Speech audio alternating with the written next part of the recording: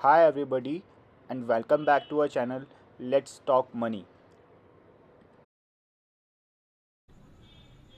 Alright, so today we'll be talking about what is price action, okay? And in this price action topic, we are having three subtopics: price and volume, second is supports and resistance, and the third one is trends or trend lines. So in this video, we'll be talking about what are supports and resistance, okay? And I'll be talking about the price and volume and trends in another separate video. तो mainly फिर भी price action होता क्या है, तो जो भी action price ले रही है उसको हम प्राइस एक्शन बोलते हैं, ठीक है। अब इसमें आता है कि सपोर्ट्स एंड रेजिस्टेंस क्या होते हैं। आप लोगों ने बहुत बार ये टर्म सुना होगा, सपोर्ट्स एंड रेजिस्टेंस क्या होते हैं। प्राइस मेनली इन्हीं पर आकर रुकती है, इन्हीं पर आकर जाती है, और बहुत सारे टर्म सुने होंगे आपने, ठीक है। तो मैं आपको आज बिल्कुल बेसिक और बिल्कुल सिंपल लैंग्वेज में बताता हूँ कि सपोर्ट्स एंड रेजिस्टेंस होते क्या हैं, ठीक है। अब इसके पहले बताने के पहले मैं आपको एक छोटी सी स्टोरी बताऊंगा, ठीक है। बहुत छोटी सी स्टोरी है, ठीक है, थोड़ा जिससे कि आपको पिक्चर क्लियर हो और आपको समझ आए कि हाँ एक्चुअली होता क्या है। फॉर एग्ज़ाम्पल देखिए, आपको ट्रैवल करना है, ठीक है। आप दिल्ली से मुंबई के लिए जाना चाहते हैं, आपका मतलब डिस्टेंस आपको इतना ट्रैवल करना है, और इन दोनों के बीच में अप्रॉक्सीमेट कुछ 1400 किलोमीटर्स का डिस्टेंस है, ठीक है। तो आप दिल्ली से निकलते हैं, ठीक है, कि आप कार से जा रहे हैं, ठीक है, और बाय रोड ट्रैवल कर रहे हैं, बाय फ्लाइट नहीं जा रहे हैं और नॉट बाय शिप जा रहे हैं, ठीक है, आप सिर्फ बाय रोड ही जा रहे हैं। तो आपने अपनी कार हाईवे पर लगाई, ठीक है, और आपकी स्पीड अभी एज्यूम कर लीजिए कि आप on an average 150 kilometres per hour की स्पीड पर चल रहे हैं, ठीक है। अब आपने दिल्ली से स्टार्ट किया, अब आप 150 किलोमीटर स्पीड से चल रहे हैं। अब थोड़ा कहीं पे ट्रैफिक आएगा तो आपकी थोड़ी स्पीड थोड़ी आप धीमी करेंगे, ठीक है।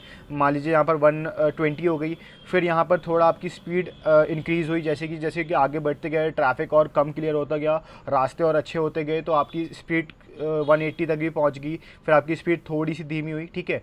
फिर थोड़े टाइम बाद आपकी स्पीड बढ़ गई। अब देखिए, आपको दिल्ली से मुंबई जाना है, रास्ता है बहुत काफ़ी लंबा 1400 किलोमीटर्स का, ठीक है। तो आप इसको सिंगल शॉट में तो सिंगल डे में ट्रैवल तो कर नहीं सकते हैं, ठीक है। तो आपको थोड़ा रेस्ट भी लेना पड़ेगा, आपको अपनी बैटरी रिचार्ज भी करनी पड़ेगी, कार को भी रेस्ट देना पड़ेगा, ठीक है। तो आप क्या करते हैं कि आप किसी एक होटल जाते हैं, वहाँ पर आप रात को प्रॉपर डिनर करते हैं, आप प्रॉपर स्लीप लेते हैं, ठीक है। फिर सुबह उठ के जब आपकी एनर्जी बिल्कुल हाई लेवल पर होती है, उसके बाद आप फिर वहाँ से निकलते हैं, ठीक है। और ये जो जितना मैंने अभी आपको ये बताया कि आपका रात का रुकना, डिनर करना, स्लीप लेना, ठीक है, फिर सुबह उठकर बिल्कुल चार्ज अप होना, ठीक है, और अपनी मॉर्निंग ब्रेकफास्ट लेके आप वहाँ से निकलते हैं, ठीक है। ये आपका पूरा, मैंने इस कंसोलिडेशन फेज़ को आप समझ सकते हैं कि ये पूरा यहाँ पर इतना आपने टाइम अपना दिया, ठीक है। एक्सपेंशन फेज़ होगा आपका, और फिर आप यहाँ पर आएंगे, थोड़ा हॉल्ट करेंगे, और फिर आप मुंबई पहुँच जाते हैं, ठीक है। ये तो हुई बहुत छोटी सी स्टोरी, और बस ये स्टोरी मैंने इसलिए समझाई कि ये सेम सेम सेम सिनेरियो, ठीक है, स्टॉक्स के साथ होता है, ठीक है। देखिए, बट स्टॉक्स जो होते हैं ना, वो एक एंडलेस जर्नी पर निकले हुए हैं। इनका स्टार्टिंग पॉइंट तो हमें पता हुआ है, बट जो एंड पॉइंट है वो हमें नहीं पता कि वो इन फ्यूचर कहाँ जाने वाले हैं, कैसे जाने वाले हैं, ठीक है। बट हाँ, जितना थोड़ा बहुत हम वो है हम अज्यूम कर सकते हैं, और ऐसे ही प्राइस बिहेव करती है, ठीक है। तो देखिए, जब प्राइस एक हाई, जैसे मान लीजिए ये मैंने अभी एग्जांपल लिया अप ट्रेंड का, ठीक है, तो जो प्राइस मूव कर रही है ना, ये अभी एक्सपेंशन फेज में है, ठीक है। जब प्राइस थोड़ी सी स्लो डाउन करती है ना, तो उसे हम कॉन्ट्रैक्शन फेज बोलते हैं। फिर एक्सपेंशन फेज आ गया, फिर कॉन्ट्रैक्शन आ गया, और जब थोड़ी सी प्राइस यहाँ पर ऐसा रेंज बाउंड मार्केट में होती है, तो उसको हम कंसोलिडेशन फेज बोलते हैं। क्यों? क्योंकि वहाँ पर भी जैसे आपकी कार की और आप दोनों एग्जॉस्ट हो गए हो, वैसे ही बायर्स और सेलर्स के भी फंड्स एग्जॉस्ट हो जाते हैं, ठीक है। तो वो थोड़े टाइम के लिए वहाँ पर रेस्ट करते हैं। तो सेम वे में प्राइजेस भी यहाँ पर रेस्ट करती है, ठीक है। उसके बाद फिर जब कोई एक एग्रेसिव होता है, ठीक है, यहाँ पर या तो सेलर्स होंगे या बायर्स होंगे, बट अभी हमने एग्जांपल लिया अप ट्रेंड का, तो यहाँ पर by default buyers he aggressive होंगे, तो फिर यहाँ से वो प्राइजेस को ऊपर ले जाकर कंटिन्यू करते हैं, ठीक है। तो बस ये छोटा सा एग्जांपल हो गया, इससे कि शायद आपको थोड़ा क्लियर हुआ होगा कि प्राइजेस ऐसे मूव करते हैं। तो ये भी एग्जांपल था अप ट्रेंड का। इन द सेम मैनर ये एग्जांपल है डाउन ट्रेंड का, ठीक है। तो डाउन ट्रेंड में भी यही चीज़ होगी कि ये एक्सपेंशन फेज़ है, यहाँ पर कॉन्ट्रैक्शन हुआ, यहाँ पे फिर एक्सपेंशन हुआ, फिर कॉन्ट्रैक्शन हुआ, फिर प्राइस थोड़ा एक्सपांड करी, फिर यहाँ पे बायर्स और सेलर्स के थोड़े फंड्स जो थे वो एग्जॉस्ट हो गए, प्राइस थोड़ी एग्जॉस्ट होगी, तो यहाँ पर थोड़ा उन लोगों ने रेस्ट किया, अपने फंड्स को एक्यूमुलेट किया, तो इसको हम स्टॉक मार्केट के लैंग्वेज में टर्म में कंसोलिडेशन फेज बोलते हैं। यहाँ पर फिर फंड्स उन लोग के एक्यूमुलेट हुए, उसके बाद फिर जिसमें भी ज़्यादा पावर थी, बट यहाँ पर ऐसा हमने एग्जांपल लिया डाउन ट्रेंड का, तो सेलर्स ने बायर्स को आउटरन किया और फिर प्राइसेस को नीचे ले गए। ठीक है, तो ये एक एग्जांपल हो गया आपका डाउन ट्रेंड का। तो प्राइसेस भी ऐसे ही बिहेव करते हैं। Now coming back to the topic, what is supports and resistance. Okay, तो अब देखिए प्राइसेस ऐसे मूव कर रहे हैं, ठीक है, ये एक्सपेंशन, ये कॉन्ट्रैक्शन, ये एक्सपेंशन, ये कॉन्ट्रैक्शन। अब देखिए जब प्राइस ऐसे आ रही है, ठीक है, अब ये देखिए जो मैं जहाँ पर मेरा कर्सर मूव कर रहा है, अब यहाँ पर जो फर्स्ट पॉइंट पर यहाँ पर प्राइस जब जाके टकराई, ठीक है, तो अब टकराई ना, तो और वहाँ से रिजेक्ट हुई, इसको हम रिजेक्शन बोलते हैं। क्यों? क्योंकि यहाँ से प्राइस टकरा कर वापस आ गई। ठीक है, तो जब कभी भी प्राइस को ऊपर से, ठीक है, जब कभी भी ऊपर से कोई बैरियर मिलता है या कोई इसको रोकता है तो उसको एज हम रेजिस्टेंस बोलते हैं। ठीक है, सिंपल। और जब प्राइजेस को कोई नीचे से होल्ड करता है, देखिए ये जो है ना, ये जो एक लाइन हो गई, यहाँ पर इसने इसको होल्ड करके रखा हुआ है, तो इसको हम एज अ सपोर्ट बोलेंगे, राइट। अब फिर जब प्राइस ऊपर गई, अब देखिए फिर यहाँ से रिजेक्शन आया, ठीक है, और इसको आप ऐसा वॉल ट्रीट कर सकते हैं, मतलब ऐसा वॉल ही समझिए आप कि देखिए जब प्राइस मूव कर रही है तो यहाँ पर कोई एक वॉल है, ठीक है, ये लाइन है ना, ये एक वॉल है, और यहाँ से इसको कोई रोक रहा है, तो ये रेजिस्टेंस हो गया। ठीक है, और नीचे भी जब प्राइस आई तो यहाँ से इसके नीचे वो जा नहीं पा रही है, ठीक है, तो यहाँ पर उसको कोई रोक कर रखा हुआ है, तो उसको ऐसा हम सपोर्ट बोलेंगे। ठीक है, तो ये बहुत सिंपल लैंग्वेज में सपोर्ट्स एंड रेजिस्टेंस हो गए। ठीक है, सिंपल मैं आपको एक बार फिर बता देता हूँ कि जब भी प्राइस को कोई नीचे से होल्ड करता है तो उसको हम सपोर्ट बोलते हैं, और जब ऊपर से कोई इसको बैरियर या कोई रोकता है तो उसको हम रेजिस्टेंस बोलते हैं। अब सबसे इम्पॉर्टेंट चीज़, ठीक है, जो सपोर्ट्स एंड रेजिस्टेंस होते हैं ना, ठीक है, वो पहली चीज़ तो कोई लाइन नहीं होते हैं। First of all the main thing you have to put in your mind is supports and resistance कोई लाइन नहीं है। वो मैंने आपको यहाँ पे एक्सप्लेन करने के लिए यहाँ पर ऐसे लाइन ड्रॉ करके रखी हुई है, बट जो सपोर्ट एंड रेजिस्टेंस होते हैं ना, वो एक्चुअली जोन होते हैं। ठीक है, अब मैं आपको अभी इसका थोड़ा सा बताता हूँ कि जोन क्यों बोलते हैं और क्या होता है। ठीक है, देखिए जो सपोर्ट्स एंड रेजिस्टेंस होते हैं ना, ठीक है, वो जोन है। जोन मीन्स, और ये भी आपको मैं थोड़ा सा टर्म इंट्रोड्यूस करता हूँ, पोलैरिटी। पोलैरिटी मीन्स कि देखिए जैसे मैं आपको एक्सप्लेन करूँ पोलैरिटी क्या होती है। देखिए प्राइस यहाँ पर मूव कर रही है, मैं आपको स्टॉक मार्केट के टर्म में ही एक्सप्लेन करता हूँ। ठीक है, यहाँ से प्राइस जा रही है, ठीक है, अब देखिए जो यहाँ पर मैंने एक जोन मार्क किया, ठीक है, यहाँ पर एक जोन मार्क किया है मैंने, ये जो ग्रीन कलर का दिख रहा है आपको, ग्रीन लाइन्स है, ठीक है, तो ग्रीन लाइन है, सॉरी, ठीक है, तो यहाँ से प्राइस गई, यहाँ पर इसको फर्स्ट टाइम यहाँ पे से रेजिस्टेंस फेस किया, रिजेक्शन फेस किया, जो मैंने आर से डिनोट किया है। ठीक है, फिर प्राइस नीचे आई, फिर प्राइस ऊपर गई, बट फिर वहाँ से इसको रेजिस्टेंस मिला और फिर प्राइस नीचे आ गई। बट अब जब ये प्राइस इस लेवल को ब्रेक कर देगी, ठीक है, तो फिर प्राइस ऊपर गई, अब ये ऊपर चली गई, इस रेजिस्टेंस को, इस वॉल को इस प्राइस ने ब्रेक कर दिया, क्योंकि यहाँ पर बायर्स एग्रेसिव थे। अब जब ये प्राइस इस जगह पर वापस आएगी, तो देखिए यहाँ पर तो प्राइस इसको जाने से रोक रही थी, राइट, तो तभी इसको हम रेजिस्टेंस बोल रहे थे। बट जब यहाँ पर प्राइस आई ना, ठीक है, तो प्राइस ने इसको यहाँ पर क्या किया, यहाँ पर प्राइस ने इसको रोका ना, राइट, तो अब इस वाले प्राइस के लिए, ठीक है, यहाँ पर ये एज अ सपोर्ट बन गई है, राइट।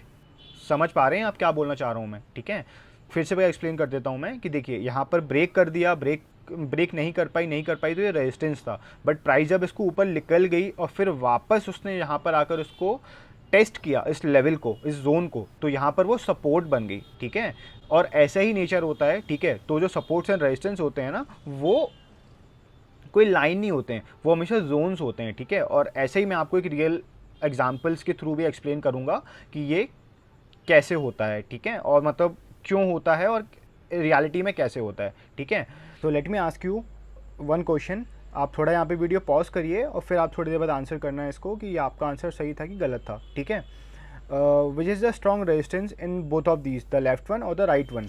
ठीक है, तो अब देखिए जैसे कि यहाँ पर प्राइस आ रही है, यहाँ से मूव कर रही है और इसने सिर्फ इसको वन टाइम टेस्ट किया है और यहाँ पे सेकेंड टाइम टेस्ट किया है, बट जो राइट हैंड साइड पर है, ठीक है, उसमें प्राइस आई यहाँ पर one time, second time, third time, fourth time test किया है, ठीक है। अब आप इसको ऐसा एक वॉल ट्रीट करिए कि ये एक वॉल है, ठीक है, और एग्जाम्पल के तौर पर आप ले सकते हैं, ये मान लीजिए कोई क्रेन है, ठीक है। अब क्रेन आ रही है, उसने इसको टच किया, ठीक है, इसने उसको मारा वॉल को, तो फर्स्ट टाइम मारा तो ये थोड़ी जितनी वीक थी उससे थोड़ी और ज़्यादा वीक होगी, सेकेंड टाइम मारा तो थोड़ी और ज़्यादा वीक होगी, but on the other side जो ये राइट हैंड साइड वाली वॉल है, ठीक है, उसमें क्रेन ने फर्स्ट टाइम मारा, सेकेंड टाइम मारा, थर्ड टाइम मारा एंड फोर्थ टाइम मारा, ठीक है। तो स्ट्रॉन्ग रेजिस्टेंस कौन सा हुआ? तो स्ट्रॉन्ग रेजिस्टेंस ये वाला हुआ। क्यों? क्योंकि देखिए इसमें सिर्फ जेसी क्रेन ने सिर्फ 2 बार मारा है, ठीक है, तो ये अभी थोड़ी वीक कम है, बट ये बहुत ज़्यादा वीक हो चुकी है। क्यों? क्योंकि इसमें 4 बार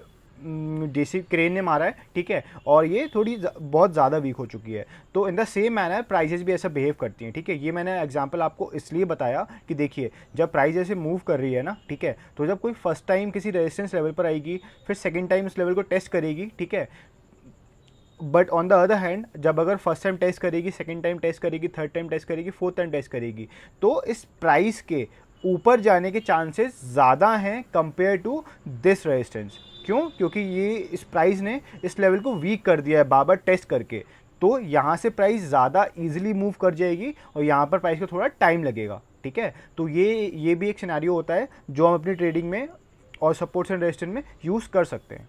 अब coming back to the topic supports and resistance, ठीक है, तो बस बड़ा सिंपल है कि आपको इसको ट्रेड कैसे करना है और आपको इसको अपने ट्रेडिंग में यूज़ कैसे करना है, ठीक है।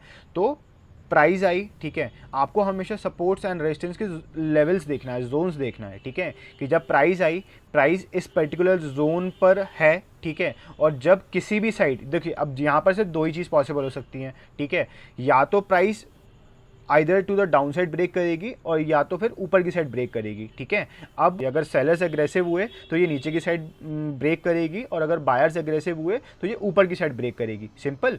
तो जब नीचे की साइड ब्रेक करेगी तो आप नीचे की साइड ट्रेड ले सकते हैं और जब ऊपर की साइड ब्रेक करेगी तो आप ऊपर की साइड ट्रेड ले सकते हैं, ठीक है। तो ये सपोर्ट्स एंड रेजिस्टेंस का पूरा फिनोमेना है, ठीक है, और ये ऐसे हम इसको यूज़ कर सकते हैं, ठीक है। अब मैं आपको थोड़ा एग्जाम्पल के थ्रू बताता हूँ कि ये एक्चुअली कैसे होते हैं।